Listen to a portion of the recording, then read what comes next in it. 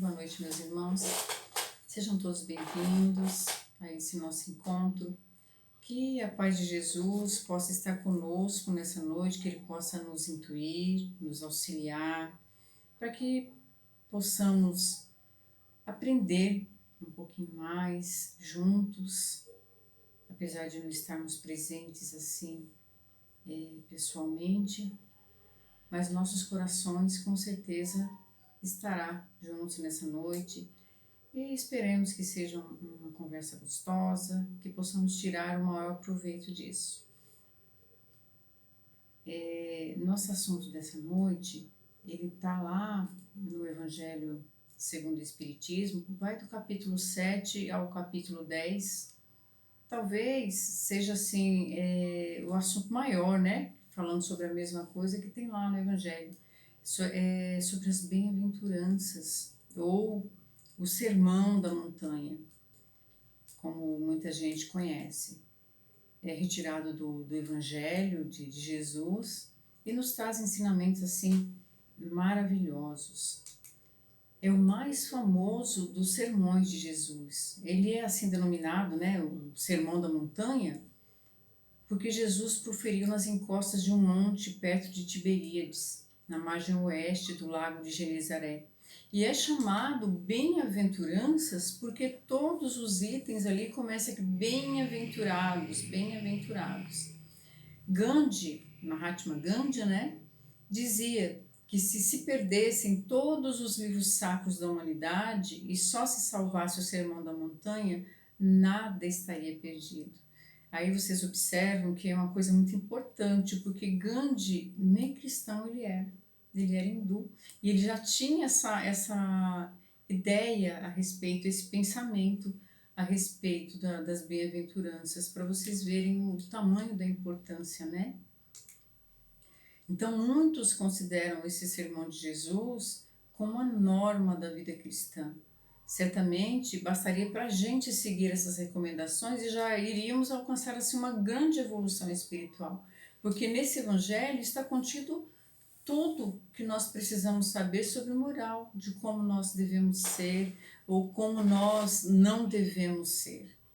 Então, nele, Jesus expõe todas as bases da doutrina moral que ele veio aqui exemplificar, pregar para nós. Abrange vários temas, assim, de uma maneira bem simples, bem popular, então fica de muito fácil entendimento para a gente, né, esse sermão, essas bem-aventuranças. Então, elas são chamadas bem-aventuranças justamente por causa disso, como eu falei, da palavra inicial usada por Jesus em todas elas. Elas são 7 bem-aventuranças e todas elas começam com bem-aventurados. Elas fazem a relação das qualidades, das virtudes ou das disposições necessárias para se entrar no reino dos céus. É como se fosse lá um passo a passo para a gente entrar no reino dos céus. O que a gente deve fazer, o que a gente não deve fazer, se a gente quiser estar lá no reino dos céus.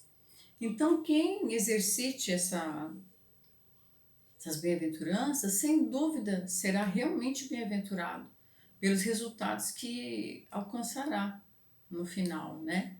Esses bem-aventurados são os pobres de espírito, porque deles é o reino dos céus. Isso está lá em Mateus 5, versículo 3.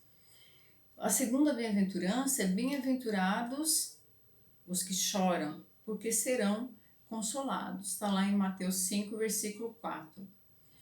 A terceira é bem-aventurados os mansos, porque herdarão a terra. Está lá em Mateus 5, versículo 5. A quarta é os misericordiosos, porque encontrarão misericórdia.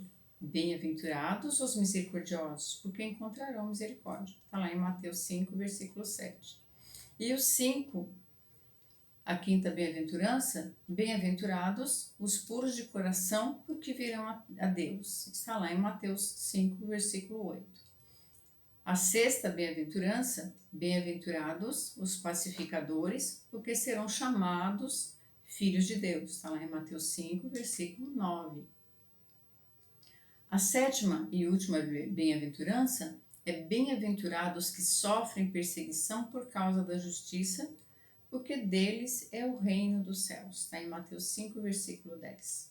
Nós vamos falar hoje um pouquinho, assim, um pouquinho mais, sobre a terceira dessas bem-aventuranças, que se refere aos mansos. Então ela diz: bem-aventurados os mansos, porque herdarão a terra. E nós vamos tentar ver passo a passo, cada pedacinho dessa bem-aventurança, o que ela pode trazer de bom para o nosso coração, de entendimento para os nossos corações, né? Então, o que seria bem-aventurado? Bem-aventurados, como ele fala lá, está falando de felicidade. Nós entendemos a felicidade aqui na Terra como o ter, né? O ter bens materiais, ter casa, ter carro, ter condições de realizar os nossos sonhos, de viajar. Então, o nosso termo feliz significa isso, de ter uma família boa, um bom esposo, uma boa esposa. Mas essa bem-aventurado que Jesus fala vai um pouco além desse nosso entendimento de bem-aventurado, de feliz. É um pouquinho mais do que esse feliz. Ele está falando ali para nós de uma felicidade da alma. Então, bem-aventurado é um adjetivo que significa muito feliz, muito, acima dessas coisinhas que nós consideramos felicidade. O bem-aventurado é também um substantivo masculino que nomeia aquele que tem a glória dos céus. Então, bem-aventurado seria muito feliz. E aquele que tem a glória dos céus. E é uma coisa relacionada ao espírito e não ao corpo. É uma felicidade espiritual. Então ele diz lá: bem-aventurados os mansos. E o que seriam mansos? O que nós entendemos por mansos? Mansos são aqueles que possuem a mansuetude. E o que é mansuetude? O que entendemos por mansuetude? Seria a postura dos que se humilham diante das calúnias, dos que abaixam a cabeça constantemente, daqueles que se fazem submissos em face ao atrevimento dos outros? Obviamente que não. Mas normalmente é isso que nós pensamos. Quando falamos que a pessoa, quando a gente fala mansuetude, manso é aquela pessoa que ela aceita tudo, que nós podemos fazer dela o que a gente quiser, que ela não vai reclamar, que ela não vai se colocar contra nós. E na verdade não. A mansuetude, ela é uma qualidade da alma. Dela nasce o poder da não violência. Não ser violento é uma qualidade da alma, não é uma qualidade do corpo. Os mansos são aqueles de índole pacífica, que conseguiram conquistar a harmonia interior, distribuindo equilíbrio por onde eles passam, porque eles vivenciam na própria intimidade uma relação harmônica. É a razão aliada ao sentimento. É aquela coisa de eu saber que eu não devo ser violento, mas ao mesmo tempo eu sinto, eu tenho isso no meu interior, que eu não vou fazer, eu não tenho a vontade de fazer. Isso é ser manso. Saber realizar é o equilíbrio entre a razão e o sentimento. Isso é mansuetude. Jesus, né, era manso e humilde de coração. Os mansos, por si, eles são sábios.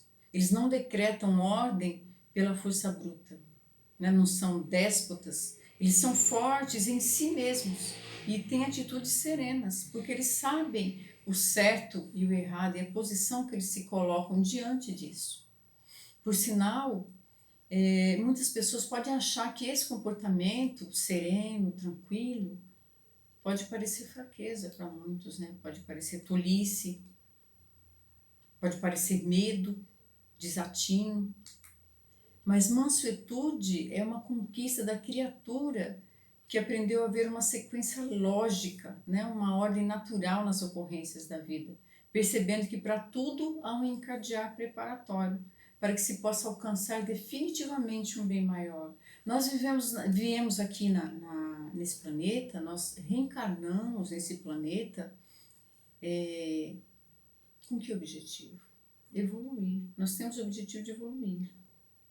Né? Para isso nós viemos. Então nós passamos por situações que nos levam a chegar até essa evolução. E essas situações são situações de dor, não são situações fáceis, são situações que vão nos testar para saber se estamos prontos ou não.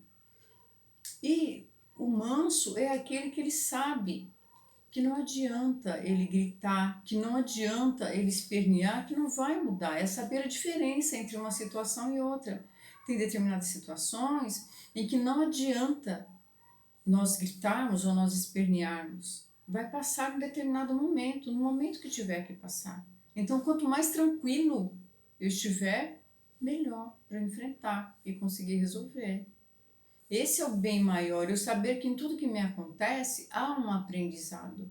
E o manso, ele tem certeza desse aprendizado, ele sabe o quanto aquilo que está acontecendo vai fazer bem para ele de alguma maneira, porque Deus ele é justo. E o manso, ele sabe disso, da justiça de Deus e não da dos homens. Então ele já tem isso dentro dele. Ele sabe que ele vai ter que passar a aceitar bem, e isso é mansuetude. É o ser que mantém sob controle o seu mundo mental. Então ele cria, consequentemente, a tranquilidade e a harmonia a que Jesus se referia. Né? Jesus dizia lá, tomai sobre vós o meu jugo e aprendei de mim, eu porque sou manso e humilde de coração. Então ser manso é aceitar aquilo que nós viemos aqui fazer. Nós fizemos uma preparação reencarnatória, um planejamento. E quando a gente vem aqui, a gente tem que aceitar aquilo que nos foi colocado. É isso que nos vai tornar manso, do que resolve gritar, espernear, fazer escândalo por tudo. E finalmente, né, ele diz lá, bem-aventurados os mansos. Nós já sabemos que bem-aventurados são felizes de alma. Nós sabemos que o manso é aquele que tem o equilíbrio entre a razão e o coração. E nós vamos saber agora o que seria herdar. Herdar. Então, quando a gente fala em herança, nós estamos falando do quê? Daquilo que alguém nos deixou, do legado de alguém. Alguém deixou algo para nós usarmos. E no caso, nós estamos falando de herdar a terra. Então, herdar seria passar a usar, a gozar, a ter algo que era de uma outra pessoa. No caso aqui, nós estamos falando de herdar a terra. E a terra, de que terra nós estamos falando? Da Terra, esse planeta, este corpo celeste que nós habitamos. Então, por que nós herdaremos? Porque hoje, essa terra, ela não é dos mansos. Então, quando falo os mansos herdarão a terra. Por quê? Porque a terra não é dos mansos. Hoje, quem toma conta da terra? A terra planeta. Quem são os habitantes dessa terra? Né? Nós percebemos que os bens do mundo, eles são habitualmente tomados pelos espertos e pelos violentos, não pelos mansos. Então, ao longo da história, há inúmeros exemplos de rapinagem, escravização, violência, que são cometidos pelos chamados fortes, aqueles que nós consideramos, né, os fortes. Então, os povos mais pacatos e ordeiros sempre são as vítimas preferidas. Então, desde lá da antiguidade, o que nós observamos? Que aquele que tem mais armas, aquele que é mais bruto, é o que conseguia, né, na época lá, conquistar mais terras, mais território, mais poder. Eles dominavam sobre os outros. Eles iam até os outros povos ali mais fracos e dominavam, tomavam conta, escravizavam. E é assim que tem sido, na verdade, até hoje. Apesar de tanta evolução, nós vemos que hoje quem vence é aquele que tem mais poder, aquele que tem mais autoridade. Mas muitas vezes essa autoridade ela é conseguida à custa de violência e arbitrariedade. Então tudo isso é o que faz, todas essas qualidades, vamos colocar assim, negativas, são as qualidades que dominam as pessoas que vivem na Terra. Ou seja, nós vivemos num planeta onde o mal ainda é maior do que o bem. E quando Jesus fala lá, os mansos herdarão a terra, é essa terra que hoje não é dos mansos. É disso que ele está falando. Então, até agora, essa felicidade dos mansos, ela não foi corretamente entendida e nem percebida por ninguém. Por causa disso, porque o mal ainda impera nesse planeta. E o Espiritismo, ele vem lançar luz sobre essa questão, ao ensinar a respeito da pluralidade dos mundos habitados. Então, no Espiritismo, a gente veio falar lá sobre os mundos, que não são. O mundo não é só esse que nós vivemos, não é essa terra só que a gente vive aqui. Então, segundo essa lição, o nível evolutivo dos mundos, ela guarda a relação com os dos espíritos que neles vivem. Então, no mundo mais primitivo, onde ocorreram as primeiras encarnações, onde existem os povos primitivos, que estão reencarnando pela primeira vez, pelas primeiras vezes ali, né? Os de prova e expiações, em que renascem seres já intelectualmente evoluídos, mas ainda viciosos. Então, os seres que habitam o planeta, ele é de acordo com o mundo em que ele está. Há um mundo de regeneração e paz, os mundos felizes e os mundos celestes ou divinos. A terra que nós conhecemos, essa terra que nós habitamos, essa terra da atualidade, ela figura entre os de provas e expiações. Isso significa o quê? Que nela encarnam espíritos com significativa evolução intelectual, mas com moralidade vacilante, revelada por inúmeros vícios e paixões. Então, o que acontece? Aqui, o pessoal é inteligente. Nós somos um povo inteligente. É só olhar a nossa tecnologia. Olha quanto o nosso mundo, o nosso planeta evoluiu em termos de tecnologia, em termos de ciência. Olha quanta coisa o homem é capaz de inventar dia após dia, quanta coisa ele é capaz de fazer para melhorar a nossa vida. Mas com relação à moral, ele ainda é vacilante, porque ele ainda não evoluiu tudo o que precisa, porque o ser humano, ele evolui, tem dois lados para evoluir, o lado moral e o lado intelectual. Em determinada reencarnação, ele evolui o lado moral, e na outra, o lado intelectual. E quando os dois lados da balança estão equilibrados, estão os dois evoluídos, esse ser humano ele já está pronto para dar mais um passo na sua evolução. Então, a experiência terrena, ela se destina a promover expiações e provas. É para isso que nós estamos aqui. Expiações são trânsitos dolorosos voltados a fazer surgir o arrependimento no íntimo de cada um de nós. Aquilo que nós fizemos de errado lá na outra reencarnação, a gente vem aqui para ver se a gente consegue fazer diferente, para se arrepender e fazer diferente. E provas são testes para aferir a constância no bem e o vigor na luta, para ver se nós já conseguimos, estamos prontos já. Então, na prova, eu não vou ressarcir uma coisa que eu fiz de errado, mas eu vou ver se eu já aprendi. É como a prova da escola, né? Que a gente estuda, e chega um determinado momento e tem que fazer uma prova para ver se eu sei mesmo. Então, nesse contexto, é normal que a vida nesse planeta ela seja trabalhosa, ela seja difícil, como ela se apresenta para nós, muito difícil.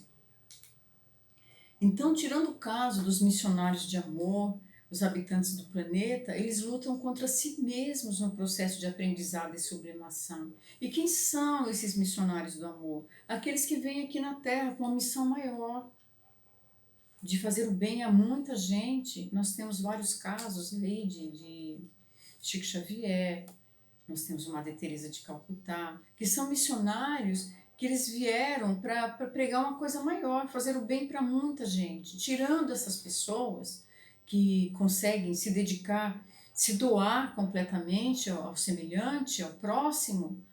Nós outros, nós lutamos contra nós mesmos no processo de aprendizado e sublimação. Nós temos muito ainda o que aprender.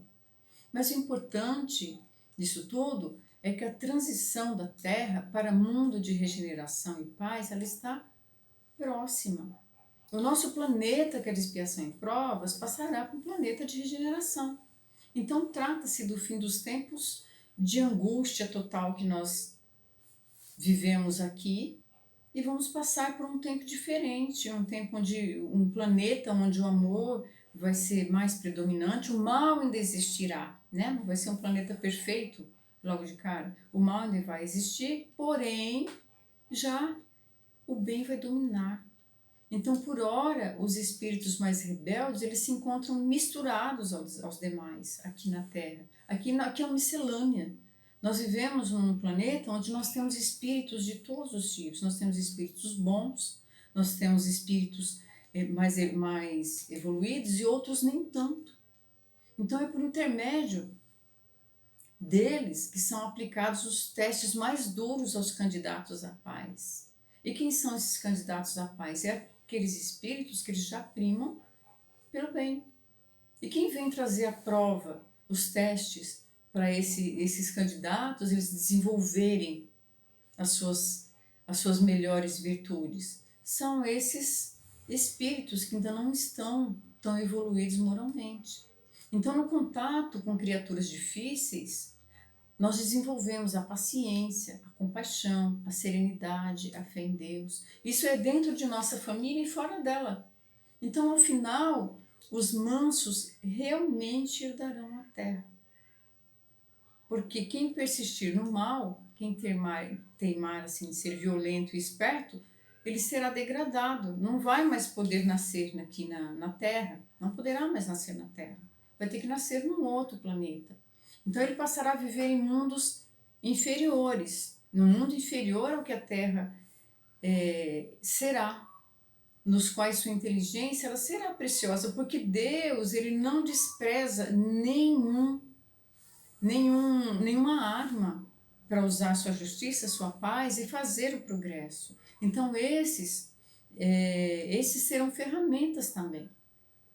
E será uma ferramenta muito preciosa. Eles vão para um mundo menos evoluído e lá em contato com seres mais primitivos, eles aprenderão a lição de amor que rejeitou aqui, onde tiveram mais chance. Então, quando se regenerar, eles retornarão ao convívio de seus amores que permaneceram aqui na Terra. Então, é disso, quando ele fala os mansos herdarão a Terra, está falando disso, que apenas os mansos terão essa oportunidade de estar renascendo aqui nesse planeta. Então, você ser manso quer dizer que você é perfeito? Não, porque às vezes a gente é manso, tem já essa paz, essa tranquilidade. Jesus era, mas nós podemos não ser. Nós podemos ter essa mansuetude, o que já é meio caminho andado, mas a gente pode ter outras coisas ainda a ser revista, né, em nós mesmos. Então, para nós pensarmos um pouquinho essa noite, né, onde é que eu estou? Onde é que eu me encaixo nessa vida, nesse planeta? O que eu estou fazendo? Né? Você, eu, nós estamos figurando entre os candidatos à paz, né? Ou entre aqueles que, por seu egoísmo, ainda serve à purificação dos mansos? O que será? Né? Qual é o meu comportamento? Né? Temos que pensar o que a gente está fazendo aqui nesse planeta. Se eu estou atendo lá ao meu objetivo, porque eu vim aqui para quê? Qual é o meu objetivo? Evoluir, evoluir. E se eu não estiver firme nesse propósito de evoluir, eu posso estar aqui estacionado. Né? E quando eu não tenho essa mansuetude de aceitar aquelas coisas da minha vida, que eu sei que fazem parte da minha vida, são dores diárias que eu tenho que enfrentar sem sofrimento, porque a dor, ela é necessária, mas o sofrimento não. O sofrimento, ele é opcional, eu decido se eu vou sofrer ou não. Então, mas se eu estou ali sofrendo, esperneando, talvez me fazendo de vítima, reclamando o tempo todo, eu não estou tendo uma atitude de mansuetude. Porque não é só aquele raivoso, aquele irado, aquele que briga, aquele que xinga, né, que não é manso. Aquele que reclama também não tem a mansuetude necessária.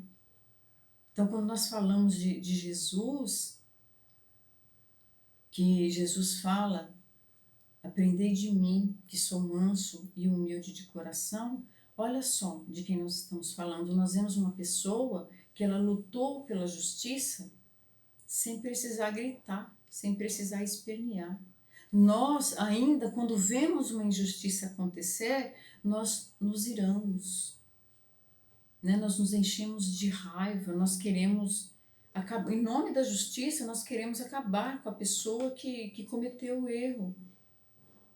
Será que isso é justiça? Será que é esse o nome do sentimento que a gente está tendo ali? É justiça ou é vingança? Então, às vezes, a gente confunde. Às vezes, quando a gente se irrita, quando a gente coloca para fora essa ira, essa falta de mansidão que nós temos dentro de nós achamos, né, nós colocamos lá que a culpa é do outro. É do outro. Foi porque ele fez isso, foi porque ele fez aquilo. E aí eu reagi assim. Mas não é. Porque se eu reagir dessa maneira, é porque dentro de mim eu ainda não tenho essa mansuetude. Eu ainda não estou equilibrado. Eu não estou equilibrado o suficiente. Eu não consigo me dominar. Então, a culpa não é do outro. É porque eu ainda não consigo me dominar. Eu ainda não me conheço o suficiente para dominar os meus maus instintos, né?